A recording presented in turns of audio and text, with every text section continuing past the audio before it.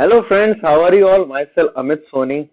दोस्तों, आज हम बात करने वाले हैं advent of British in India. देखो दोस्तों, this topic is very important with respect to our examination like UPSC और स्टेट पीसीएस, जिसमें हम सबसे पहले बात करेंगे ब्रिटिश का अराइवल और कैसे ब्रिटिश का एक्सपेंशन होता है भारत में। तो चलो शुरुआत करते हैं। ब्रिटिश का अराइवल भारत में किसी के बाद होता है तो डचों के बाद हुआ। भारत में सबसे पहले यूरोपियंस में यदि कोई आए तो वो आते हैं कौन? पोर्तुगीज आए। और पोर्तुगीज के बाद कोई आते हैं तो कौन आते हैं? डच आए। तो पहले पोर्तुगीज, फिर डच, और तीसरे नंबर पर किसी का अराइवल होता है तो ब्रिटिश का अराइवल हुआ। अब ये सिलसिला कहां से चालू होता है? तो सबसे पहले देखो, बात है 1599 की। कब की बात है? 1599 की बात है कि कुछ प्राइवेट मर्चेंट्स थे। ये मर्चेंट किसी से मिले तो लंदन के मेयर से मिलते हैं। तो क्या हुआ दोस्तों? Some private merchants met with the mayor of the London, और उन्होंने कहा कि हम भी साउथ ईस्ट एशियन नेशंस के साथ क्या करना चाहते हैं? ट्रेड करना चाहते हैं। तो ये शुरुआत कहां से हो रही? क्योंकि दो यूरोपियन कंट्रीज जैसे पोर्तुगीज ने सबसे ज्यादा ट्रेड किया और पोर्तुगीज से सबसे पहले आए, और सबसे लास्ट में 1961 में इन्होंने भारत की टेरिटरीज को हैंड ओवर किया इंडियन गवर्नमेंट को, और उसके बाद गए। और इनकी इकोनॉमी रिच हुई थी तो भारत की कमोडिटीज से और साउथ ईस्ट एशियन नेशन से जैसे इंडोनेशिया वगैरह से ट्रेड करते थे। तो कहां से सिलसिला चालू हुआ यहाँ पर कि 1599 को कुछ प्राइवेट मर्चेंट्स जो हैं ये मिलते हैं लंदन के मेयर से, और उन्होंने बोला कि हमें भी किससे ट्रेड करना है? हमें भी साउथ ईस्ट एशियन नेशन से ट्रेड करना है। तो इनकी एक फिलहाल में एक प्राइवेट ट्रेडिंग कंपनी की शुरुआत हुई। इसे ऑफिशियल रूप किसी के द्वारा दिया गया? तो क्वीन एलिजाबेथ के द्वारा। तो बात है 31 दिसंबर 1600 की कि क्वीन एलिजाबेथ फर्स्ट जो थी, जिन्होंने क्या किया था दोस्तों, जिन्होंने एक कंपनी बनाई जो कुछ प्राइवेट मर्चेंट की कंपनी थी, जिसका नाम आया governor and company of the merchants of London trading into east Indies. तो इतना बड़ा नाम जो होता है, जिसे अपन शॉर्ट में यदि बोलें ईस्ट इंडिया कंपनी, उसका एक्चुअल नाम था क्या? Governor and company of the merchants of London trading into the East Indies. यहां से इस कंपनी का ऑफिशियल रूप जो है वो हमें देखने को मिला, है ना। तो क्या हुआ? 31 दिसंबर 1600 को क्वीन एलिजाबेथ फर्स्ट ने एक कंपनी बनाई जिसका नाम हुआ कौन सा? The governor and company of the merchants trading into the East Indies. ये East Indies company the governor and, या क्या बोल सकते हैं, governor and company of the merchants of London trading into the East Indies, मतलब East India company बनकर के तैयार हो गई। अब ये ईस्ट इंडिया कंपनी बनी तो, और इस कंपनी का सिर्फ और सिर्फ एक ऑब्जेक्टिव था कि हमें ट्रेडिंग राइट्स मिल जाए। इन्हें कहीं पर भी इनका ऑब्जेक्टिव नहीं था टेरिटरी को एक्वायर करना। ठीक है, याद रखना, इनका सिर्फ और सिर्फ एक प्रकार से ऑब्जेक्टिव था कि हम क्या करें दोस्तों? सिर्फ भारत में ट्रेड कर सके। और एक और बात मैं आपको बता रहा हूं दोस्तों, ध्यान सुनना। ये कंपनी बनकर के तैयार हुई, इसमें कई कंपनी मर्ज होती है। ठीक है, क्या हुई? कई कंपनी मर्ज हुई, और चार्टर एक्ट 1833 से ऑफिशियली इसका नाम कोई सा होता है? तो वो ऑफिशियल नाम चार्टर एक्ट 1833 से ईस्ट इंडिया कंपनी हुआ, है ना। हालांकि ये कंपनी क्या है? ये कंपनी जानी गई governor and company of merchants of the London trading into east Indies, लेकिन इसका official name east India company जो होता है वो याद रखना कौन सा? चार्टर एक्ट 1833 से हुआ था। अब क्वीन एलिजाबेथ ने एक चार्टर इशू किया। चार्टर मतलब एक प्रकार से लीगल डॉक्यूमेंट कि 15 इयर्स के लिए यही लोग क्या करेंगे? ट्रेड करेंगे साउथ ईस्ट एशियन नेशन से, है ना। तो ऐसा इन्हें एक ट्रेड करने का राइट मिला। ये भी एक जॉइंट स्टॉक कंपनी थी, मर्चेंट्स की प्राइवेट मर्चेंट कंपनी थी, जिसकी शुरुआत में इनिशियल शेयर होल्डर्स करीब 125 थे, है ना। तो it was the okay joint stock company, okay, जिसमें कितने थे दोस्तों, याद रखना, करीब करीब 125 शुरुआत के शेयर होल्डर्स थे, जो बढ़ते चले गए, आगे तक हमें 217 तक देखने को मिले। और जिसने इसके ऊपर सबसे ज्यादा पैसा लगाया वो बन गए इसके कोर्ट ऑफ डायरेक्टर्स। तो ऐसे करीब हमें 24 कोर्ट ऑफ डायरेक्टर्स थे जिन्होंने इसकी एक एक एक्टिविटीज को कंट्रोल किया, है ना, किसकी, ईस्ट इंडिया कंपनी की। लेकिन इसका नाम ईस्ट इंडिया कंपनी कब होगा, चार्टर एक्ट 1833 से होता है। अब आते हैं नेक्स्ट, बात करते हैं। अब क्वीन एलिजाबेथ की डेथ हो गई। क्वीन एलिजाबेथ फर्स्ट के बाद कोई सक्सेसर बने उनके, तो उनका नाम था कौन सा दोस्तों, जेम्स फर्स्ट।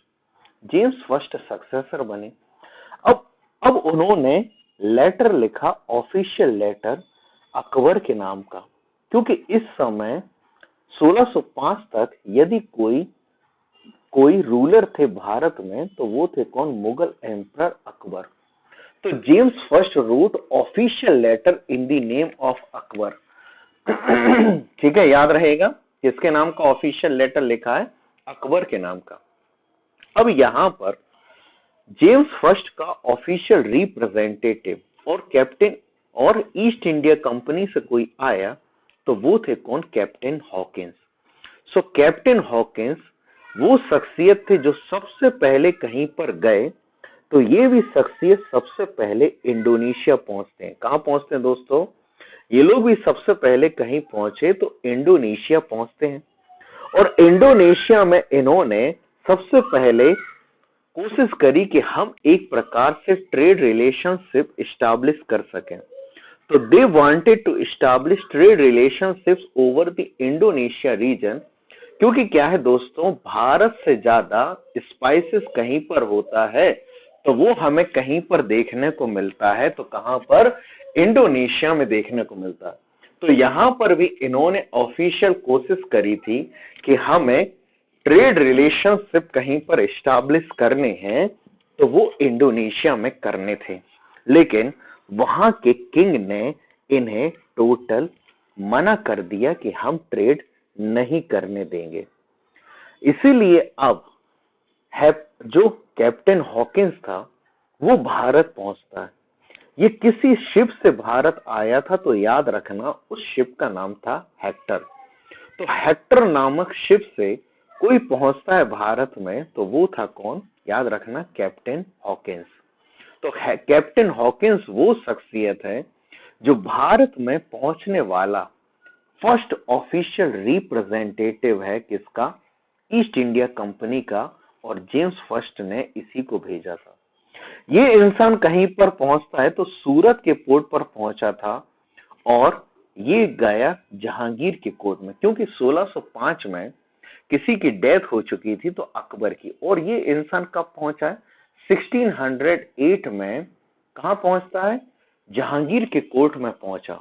और जहांगीर से इसने किसी लैंग्वेज में बात करी तो ही communicated okay in the Persian language. अब क्या है, पर्शियन लैंग्वेज दिल्ली सल्तनत हो गई हो या मुगल हो गई, इन सब की क्या थी, ऑफिशियल लैंग्वेज थी। अब जहांगीर इतना खुश हुआ कि यार बताओ, एक ऐसा शख्सियत जो एक तो फिरंगी है ना, ठीक है, दिखने में हमारे जैसा नहीं है लेकिन हमारी भाषा में बात कर रहा है। तो जहांगीर ने उससे, कैप्टन हॉकिंस को एक टाइटल दिया। इसका एक्चुअली यदि हम देखेंगे तो इसका पूरा नाम था विलियम हॉकिंस। और ये शख्सियत क्या था, ये जब भारत पहुंचा और इसने जब जब जहांगीर से पर्शियन लैंग्वेज में बात की तो जहांगीर ने इसे 400 मनसब का स्टेटस कहीं पर दे दिया, तो मुगल कोर्ट में दे दिया। अब मनसब क्या होता है तो थोड़ा ध्यान से समझना। जो कोई भी लोग, ओके, ये स्टार्ट किया था अकबर के द्वारा, जो कोई भी लोग मुगल कोर्ट में रहा करते थे, जैसे सपोज करो ये हो गया ये अकबर, और यहाँ पर जितने भी, सपोज करो ये क्या है, कोर्ट है, इस कोर्ट में जितने भी लोग रहेंगे इनका एक स्टेटस हुआ करता था। सबसे छोटा मनसब 10 होता था और सबसे ज्यादा सबसे बड़ा मनसब 10,000 तक होता था, जो आगे चल करके और बढ़ता चला गया। तो जिसका मनसब सबसे बड़ा होता था वो राजा के सबसे नजदीक बैठा करता था, और जिसका सबसे छोटा मनसब होता था वो सबसे लास्ट में बैठेगा। जैसे 10 जिसका मनसब वो सबसे लास्ट में, और जिसका सबसे हाईएस्ट है वो राजा के सबसे नजदीक बैठता था। और ये लोग अपने अंडर आर्मी रखते थे, तो जिससे इनकी एक स्टेटस या ओहदा कायम किया जाता था, जो एक प्रकार से किसी के द्वारा स्टार्ट किया गया था, तो अकबर के द्वारा। तो विलियम हॉकिंस को 400 मनसब का स्टेटस मिल गया। और उसके साथ साथ इसके क्या हुआ कि ये जो शख्सियत था, कौन, विलियम हॉकिंस, इसे जहांगीर ने टाइटल दिया इंग्लिश खां और फिरंगी खां का। तो इंग्लिश खां और फिरंगी खां का टाइटल किसी को मिला तो विलियम हॉकिंस को मिला। अब ये चाहता है कि हमारी फैक्ट्री कहीं पर ओपन हो जाए, तो सूरत में ओपन हो जाए। कहां पर ओपन हो जाए? सूरत में। लेकिन भारत में जितना भी वेस्टर्न एरियाज था, इस वेस्टर्न एरियाज पर कोई कंट्रोल करके रखे थे तो पोर्तुगीज करके रखे थे। पोर्तुगीज ने 100 साल से ज्यादा मोनोपोली कहीं पर कायम करके रखे थे अरेबियन सी पर, जो हमने पहले पढ़ा हुआ है। और अरेबियन सी को ही इन्होंने पोर्तुगीज ओशियन बना डाला था। अब यहां पर हुआ क्या कि विलियम हॉकिंस डिमांड करता है कि हमारी फैक्ट्री कहीं पर ओपन हो जाए सूरत में, क्योंकि जैसे आज आप जानते हो कि सूरत जो है वो जाना जाता है अपने कॉटन प्रोडक्ट्स के लिए। तो उस समय ये सबसे बड़ा ट्रेडिंग सेंटर था। तो सूरत में परमिशन मांगी ट्रेड करने के लिए, लेकिन इन्हें ट्रेड करने की परमिशन नहीं मिली, क्योंकि पोर्तुगीज ने अपोज करना चालू कर दिया। इसीलिए इन्होंने अपनी टेम्पररी फैक्ट्री कहीं पर ओपन की, तो मछलीपट्टनम में।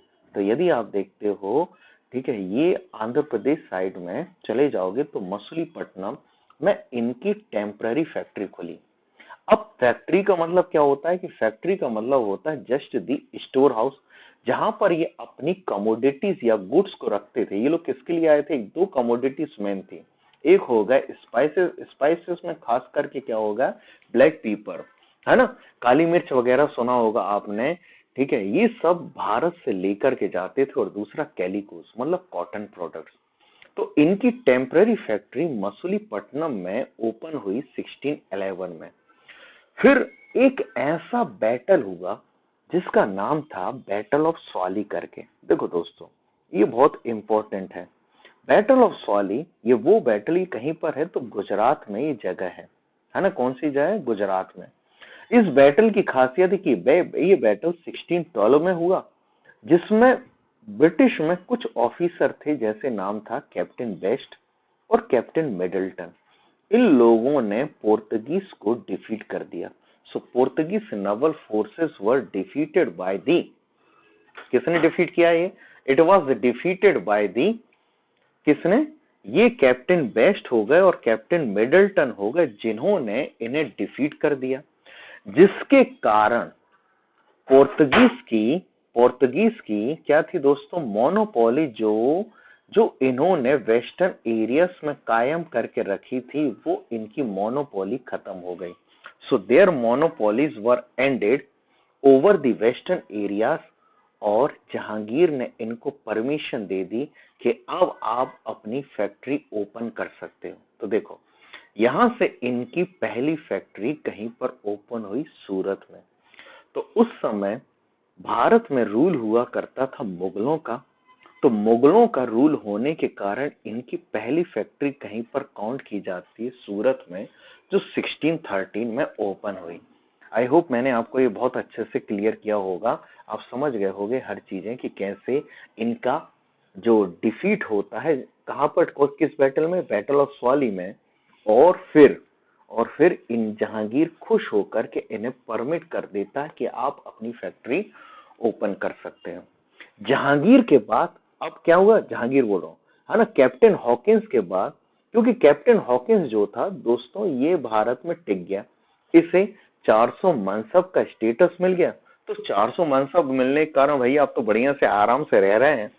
तो विलियम हॉकिंस के बाद फिर जेम्स फर्स्ट ने दूसरे को भेजा, जिसका नाम था सर टॉमस रो। है ना। तो सर टॉमस रो भारत पहुंचते हैं और ये कब पहुंचे, 1615 में। अब जहांगीर की खासियत है कि जहांगीर वो शख्सियत थे जो हर जगह घूमने के लिए जाते थे, जैसे ये कश्मीर भी गए थे, है ना। और कश्मीर इनका वो जगह है जहां पर इनका लास्ट समय, ओके, कहाँ से जब कश्मीर जाने के लिए किसी ने सलाह दे दी थी भाई, जहांगीर को एक्चुअली प्रॉब्लम हो गई थी अस्थमा की, तो किसी ने कहा कि भैया जाओ प्योर हवा के लिए आप कश्मीर चले जाओ। तो ऐसे ही शौकीन वगैरह हुआ करते थे, लेकिन वहां पर लौटते टाइम तो लाहौर के पास शाहदरा में जहांगीर की फिर डेथ हो जाती है। अब क्या है, जहांगीर शौकीन था, तो जहांगीर अपना बर्थडे मनाने के लिए मांडू आया था, है ना, जिसका मांडू का एक नाम हमने पढ़ा हुआ है, तो वो नाम भी क्या है, शादियाबाद। याद रखना, मांडू का एक नाम क्या है, शादियाबाद।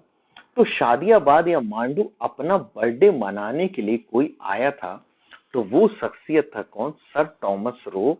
और sir Thomas Roe, okay, Jahangir का बर्थडे मनाने के लिए मांडू पहुंचते हैं। तो मतलब क्या है, जहांगीर का बर्थडे कहीं पर मनाया गया तो मांडू में मनाया गया, और जहांगीर के साथ कोई पहुंचता है यहाँ पर मांडू, तो याद रखना पहला यूरोपियन जो जो जहांगीर के साथ मांडू पहुंचा था, तो वो शख्सियत था कौन, सर टॉमस रो। और इसी के एक बिशप भी थे, एडवर्ड टेरी, वो भी इसके साथ कहीं पर पहुंचते तो मांडू पहुंचे थे। अब ये किस लिए आए थे, they wanted to expand their factories over the different parts of the India. अब धीरे धीरे करके इनकी फैक्ट्रीज कहीं पर ओपन हुई, तो अरमा गांव हो गया। फिर फाइनली 1639 में फ्रांसिस डे ने मद्रास लिया। अब क्या होता है, इनकी भारत में 3 मेन प्रेसिडेंसीज बनती जहां पर इनका हेडक्वार्टर हुआ करते थे। तो फ्रांसिस डे वो शख्सियत है जिसने मद्रास जो है वो किसी से लिया, तो ये शख्सियत लेता है किससे दोस्तों, उस समय विजयनगर एम्पायर का रूल हुआ करता था। और विजयनगर एम्पायर क्या, जो कैपिटल थी वो थी कौन सी, लास्ट वाली कल हमने देखा था कि संगम, सालोक, तुलुक, अरविडू। अरविडू में चंद्रगिरी इनकी कैपिटल है। अरविडू डायनेस्टी किसकी थी, विजयनगर की। चंद्रगिरी के राजा से इन्होंने क्या लिया, मद्रास को लीज पर लिया, और यहाँ पर एक फोर्ट तैयार किया जिसका नाम था फोर्ट सेंट जॉर्ज इन्होंने, ठीक है। ये क्या है, ब्रिटिश किंग के नाम पर रखा। अब इसी समय कुछ और चीजें देखने को मिली। क्या चीजें देखने को मिली दोस्तों, यहाँ पर कुछ प्रकार का स्ट्रगल होता रहा किसी के बीच में, तो वो स्ट्रगल होता रहा पोर्तुगीज और ब्रिटिश के बीच में। फाइनली एक ट्रीटी 1630 में फाइनली एक ट्रीटी 1630 में 1630 में होती, जिसका नाम था ट्रीटी ऑफ मैड्रिड करके। तो ट्रीटी ऑफ मैड्रिड से जो इनके बीच में इस एरिया में ट्रेड को लेकर के स्ट्रगल हो रहा था, वो ट्रीटी, अब देखो कहां पर ये नाम आपको समझ में आ रहा है कि ये क्या विदेशी नाम है।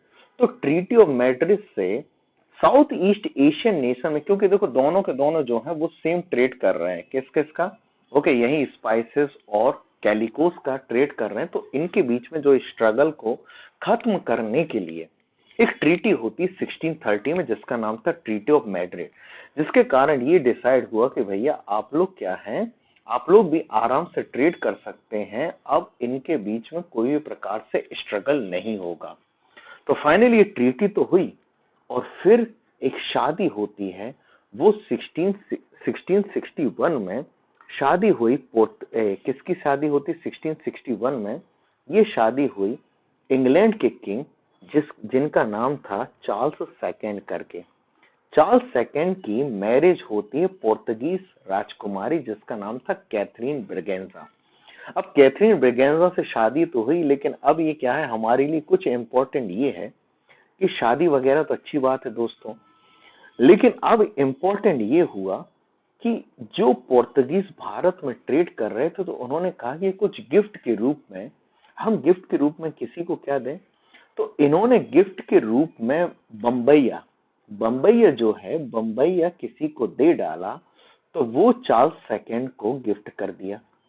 अब चार्ल्स सेकंड ने किया कि कुछ एनुअल पौंड पर, माना जाता है करीब 10 पौंड का एनुअल रेंट था, ओके, उस 10 पौंड का ना, ब्रिटिश पौंड का 10 पौंड के एनुअल रेंट पर किसको दे दिया, ईस्ट इंडिया कंपनी को दे दिया।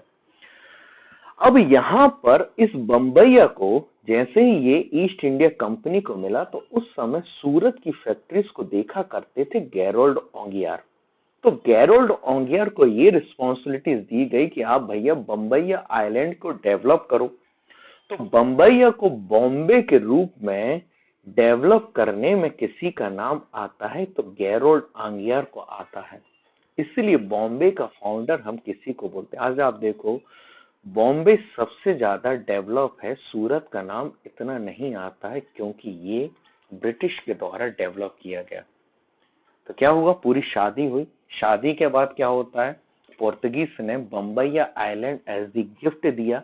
तो 10 पॉइंट के एनुअल रेंट पर किसको मिल गया, ये मिल गया किसको, ये मिल गया ईस्ट इंडिया कंपनी को। तो बॉम्बे का फाउंडर कोई है तो याद रखना वो शख्सियत है कौन, Gerald Aungier. It is very important for our examination point of view. अब धीरे धीरे करके इन्होंने अपनी फैक्ट्रीज को एक्सपेंड किया। बंगाल में इनकी फैक्ट्री सबसे पहले ओपन हुई 1651 में। तो पहली फैक्ट्री इनकी कहां पर ओपन होती है तो याद रखना, ओके, टेम्पररी फैक्ट्री थी मसूलीपट्टनम, ओके, जो 1616 में परमानेंट हुई। और बैटल ऑफ सॉली के बाद पहली फैक्ट्री सूरत में ओपन हुई। और 1651 में इनकी फैक्ट्री कहीं पर ओपन होती है तो वो ओपन हुई कहां पर दोस्तों, बंगाल के हुगली में, है ना। यहां पर एक शख्सियत था शाह सुजा, जो क्या था, बंगाल का सूबेदार था। इसके दरबार में एक ब्रिटिश डॉक्टर हुआ करता था जिसका नाम था ग्रेबियन वॉन्टन करके। इस ग्रेबियन वॉन्टन ने उसकी डिजीज को ठीक किया था, जिसके कारण इसे परमिशन मिली कि भैया आप क्या कर लो, आप ट्रेड कर लो। तो ट्रेड करने की परमिशन इनको कैसे मिलती है कि एक ब्रिटिश डॉक्टर था जिसका नाम था ग्रेबियन बॉन्टन। ग्रेबियन बॉन्टन ने क्या किया, इनकी बीमारी को ठीक कर दिया, कुछ डिजीज वगैरह हो गई होगी, तो जिसके कारण शाह सुजा ने इन्हें बंगाल में ट्रेड करने की आजादी दे दी 3000 रुपीज के एनुअल टैक्सेस पर।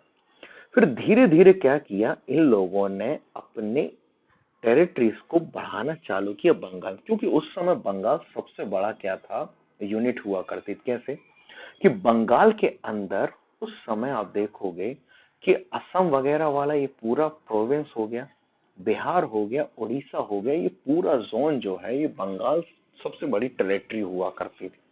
तो इनका कंसंट्रेशन बंगाल में हुआ। और यहाँ पर आपको जो सॉइल मिलती है वो एलुवियल सॉइल है। और इसके साथ साथ क्या हो गया, जितने भी स्पाइसेस वगैरह हो गए या उसके साथ साथ कैलिकोस हो गया, जूट हो गया, इंडिगो हो गया, ये सब कहीं पर भी हुआ करता था तो बंगाल में हुआ करता था। इसलिए ये लोग कहीं पर कंसंट्रेट करना चाहते थे तो बंगाल में। फिर धीरे धीरे इन्होंने जमींदारी राइट्स पर अपना कैप्चर जमाना चालू किया। तो जब जमींदारी राइट्स इनको मिलने लगे तो किसी ना किसी को जलन तो हुई। तो एक जमींदार था जो बरदवा करके जगह है, जिसका नाम था शोभा सिंह। शोभा सिंह ने रिवोल्ट किया ब्रिटिश के खिलाफ। क्यों रिवोल्ट किया, इस शख्सियत ने इसलिए रिवोल्ट किया, शोभा सिंह ने, बरदवा क्या एक जगह का नाम है बंगाल में, इस बंदे ने रिवोल्ट किया कि ये लोग क्या कर रहे हैं, अपनी फोर्टिफिकेशन कर रहे हैं। मतलब ये मान के चलो कि ब्रिटिश ने जितनी भी अपनी फैक्ट्रीज मिलती थी उसको प्रॉपर वे में कवर करने लगते थे और वहां पर सोल्जर्स का रिक्रूटमेंट भी करने लगे। तो शोभा सिंह को ये लगा कि ये मर्चेंट्स हैं और इनको इतनी परमिशन, इनको इतना ज्यादा राइट्स क्यों मिल रहा है, तो उसने रिवोल्ट कर दिया। तो ब्रिटिश को यहां पर आगे चलकर के 3 विलेजेस की जमींदारी राइट्स मिल जाते हैं। और ये किसने दिया था, ये उस समय बंगाल का अगला सूबेदार आया जिसका नाम था अजीमुस्सान करके। अजीमुस्सान वो शख्सियत थे जिन्होंने इन्हें 3 विलेजेस के जमींदारी राइट्स दे दिए। कौन कौन से, सूतानाती, कलिकाता और गोविंदपुर करके। ठीक है, अब क्या हुआ, अजीमुस्सान ने जब ये तीनों जगह दे डाली तो अब यहां पर एक बंदा आया जिसका नाम था जॉब चारनाक करके। जॉब चारनाक वो शख्सियत है जिसने इन तीनों टेरिटरीज को एक्वायर क्या किया, ओके, तीनों को कंबाइन किया और कंबाइन करके एक शहर को डेवलप किया जिसका नाम है कैलकाटा। सो कैलकाटा का फाउंडर किसी को कहते हैं दोस्तों, तो याद रखना जॉब चार्नक को कहते हैं। क्यों ऐसा हुआ था? क्योंकि सोबा सिंह के रिवोल्ट करने के कारण अजीम उस्सान ने फिर आगे, अब देखो क्या था, ब्रिटिश की एक आदत थी कि ब्रिटिश थोड़े बहुत पैसे दे करके कहीं ना कहीं किंग्स को अपनी तरफ कर लेती थी। तो 3 जगह की जमींदारी राइट्स मिले और सूतानाती, कलिकाता और गोविंदपुर को जॉब चार्नक ने करमाइन किया। और कैलकाटा का फाउंडर किसको बोलते हैं? जॉब चार्नक को बोलते हैं। यहीं पर इनका एक फोर्ट ओपन हुआ जिसका नाम है फोर्ट विलियम। आप देखोगे सभी किंग के नाम पर रखे जाते थे। फोर्ट विलियम कैलकाटा में ओपन हुआ, जो इनका मेन प्रेसिडेंसी बन गया। तो भारत में इनकी 3 प्रेसिडेंसी, एक हो गया कौन सा? कैलकाटा बंगाल वाला रीजन था ना, दूसरा हो गया कौन सा? मद्रास, और तीसरा हो गया कौन सा दोस्तों? बंगाल। ये किसी की मेन प्रेसिडेंसीज होती हैं। तो ये क्या हो गया? बॉम्बे, मद्रास, और फिर क्या हो गया दोस्तों? थोड़ा सा मैप सही नहीं बना है ना, तो क्या हो गया? याद रखना इनकी 3 प्रेसिडेंसी हो गई, एक हो गई मद्रास, दूसरी हो गई बंगाल। सबसे मतलब मैं मान के चलो बंगाल इनकी फोर्ट विलियम मेन प्रेसिडेंसी थी। और दूसरी प्रेसिडेंसी आप देख सकते हो, तो वो हो गए कौन सी? बॉम्बे, बॉम्बे, बंगाल और मद्रास। फोर्ट विलियम का पहला प्रेसिडेंट कोई बना तो चार्ल्स आयर बनता है, क्योंकि ये क्या था? इनका मेन वो हेडक्वार्टर था जहां पर इनकी पूरी ट्रेडिंग एक्टिविटीज से रिलेटेड सभी प्रकार के काम होते थे।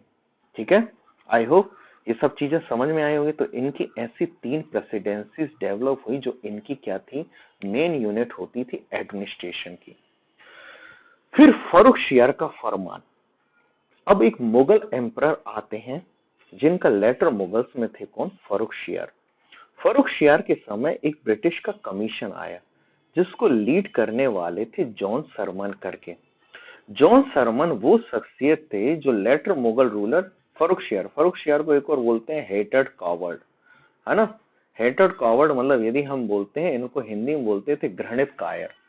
ये फर्रुखशियार वो शख्सियत थे जब इनके इनके कोर्ट में ब्रिटिश का एक कमीशन करीब आता है। कब आया था दोस्तों? ये आता है 1700 की बात है ये, है ना। ठीक है। एक्चुअली यदि अपन देखते हैं तो ये कमीशन 1715 में आया। एक्चुअल कब है? 1715 में आया। तो 1715 में ये कमीशन आया जॉन सरमन का, है ना। किसकी किसके कोर्ट में आता है? फर्रुखशियार के कोर्ट में। अब क्या है, इस कमीशन के अंदर एक सर्जन थे जिनका नाम था विलियम हैमिल्टन। अब फर्रुखशियार उस समय पैर के कोई से घाव से परेशान था, मतलब उसको क्या पैर में कोई सी इंजरी हो गई थी, किसी ने बोला फोड़ा हो गया, जो भी था। विलियम हैमिल्टन ने जब देखा कि यार फर्रुखशियार बढ़िया तरीके से थोड़ी से क्या थे, थोड़े से इंजर्ड थे, तो उन्होंने देखा कि यार राजा को बहुत ज्यादा समस्या है। तो विलियम हैमिल्टन ने बढ़िया से फर्रुखशियार की बीमारी को ठीक कर दिया। तो राजा इतना खुश हुआ कि इसने 3 फरमान जारी कर दिए ईस्ट इंडिया कंपनी के लिए, जिसे मैग्ना कार्टा कहा जाता है ईस्ट इंडिया कंपनी का। क्या था भाई ये मैग्ना कार्टा? अब देखो हुआ ये कि इस जॉन सरमन कमीशन जो 1715 में आया था, इसके तहत ब्रिटिश को 3000 रुपए के एनुअल टैक्सेस पर क्या किया गया? जितने भी ऐसी एडिशनल ड्यूटीज लगेंगी वो माफ हो गई। कहां पर? बंगाल, बिहार एंड उड़ीसा के रीजन में। अब क्या होता है, किंग चेंज होते हैं तो हालांकि ये पहले भी इनके साथ हो चुका था, लेकिन इसमें इनके साथ ड्रास्टिकली चेंजेस आए। कैसे? कि 3000 रुपए के एनुअल टैक्सेस में they were free to trade over the Bengal, Bihar and Orissa region, है ना। और इसके साथ साथ कंपनी को ये राइट मिले कि ये दस्तक इशू कर सकते हैं। मतलब अब क्या है, कंपनी, अब देखो कहीं पर भी आप मार्केट में जा रहे हो, तो मार्केट में जब ट्रेड करने के लिए जाओगे, तो ट्रेड करने के लिए कहीं ना कहीं एक एंट्री के लिए आपको कुछ ना कुछ टैक्स देना होता था। अब कंपनी जो अलाउड हो गई कि ये अपने दस्तक पास इशू करने लगी कि कहीं पर भी जाएंगे मार्केट में ट्रेड कर सकते हैं, क्योंकि इन्हें 3000 रुपए का इन्होंने एनुअल टैक्सेस दे डाला है। तो दस्तक फ्री ट्रेड या दस्तक क्या हो गया, दस्तक इनके नाम का इशू हो गई। क्या करेंगे, जैसे सपोज करो इनका कोई भी एक बंदा जा रहा है बंगाल के किसी शहर में ट्रेड करने के लिए, तो दस्तक दे डाला तो इसको कोई भी ड्यूटी नहीं लगेगी, आराम से ट्रेड कर सकता है। तो इन्हें दस्तक पासेस ओके इशू करने की अथॉरिटी मिल गई कि ये ट्रांसपोर्टेशन कहीं पर भी जितने भी गुड्स हैं, क्योंकि क्या है ये लोग गुड्स को इकट्ठा करते थे और अपनी कंट्रीज में भेजा करते थे, तो इनको अलाउ किया गया कि आप अपने ट्रेड करने के लिए मार्केट में कहीं पर भी आप क्या कर सकते हो, जा सकते हो, दस्तक इनको अथॉरिटी मिल गई। दूसरा, इन्हें 10,000 रुपए के एनुअल टैक्सेस पर सूरत जैसे जगह में ट्रेड करने की आजादी मिल गई।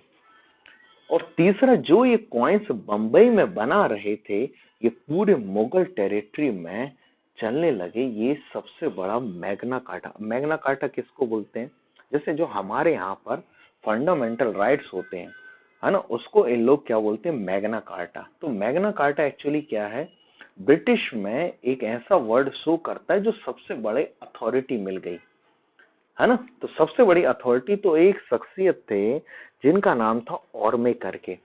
ऑर्मे ने इसे क्या कहा था, इसे मैग्ना कार्टा कहा है ईस्ट इंडिया कंपनी का, है ना। तो ये कुछ चीजें क्या हुई जो हमें जॉन सरमन कमीशन का 1750 में देखने को मिला।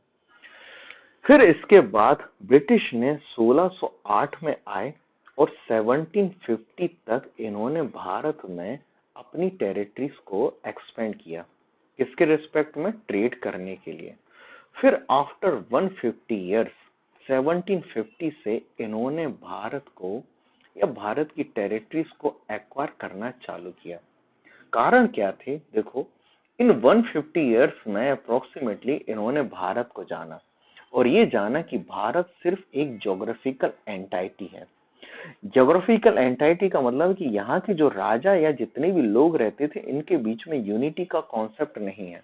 ये लोग बहुत जल्दी दूसरों के ऊपर भरोसा करते हैं बजाय अपने लोगों पर, तो लैक ऑफ यूनिटी। दूसरा, भारत में कास्ट सिस्टम सबसे ज्यादा प्रेवलेंट था, कई प्रकार की कास्ट होती थी, अनटचेबिलिटी की प्रैक्टिसेस थी। तो भारत एक देश ना होकर के क्या था, कई विभिन्न भागों में टूटा हुआ था।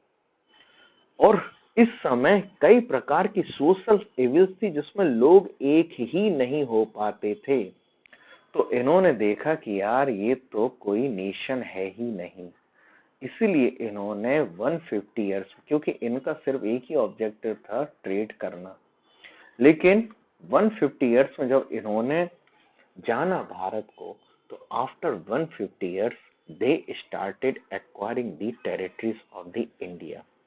ठीक है दोस्तों, तो आई होप ये आपको पूरा ब्रिटिश का समझ में आया होगा। तो अभी दो और कंपनीज बची हैं जिनको हम नेक्स्ट क्लास में पढ़ेंगे, जैसे हो गए फ्रेंच, और फ्रेंच के पहले डेनिस वगैरह, और फिर हम ब्रिटिश की इंपीरियलिज्म पॉलिसीज स्टार्ट करेंगे। तो आई होप ये आपको सभी समझ में आया होगा। सो ओके, यदि आपको पसंद आया है तो इसे लाइक करें, शेयर करें, सब्सक्राइब करें, और मिलते हैं दोस्तों नेक्स्ट वीडियो में, जिसमें हम आगे डेनिस और फिर फ्रेंच की बात करेंगे। Okay, that's all. जय हिंद, जय भारत।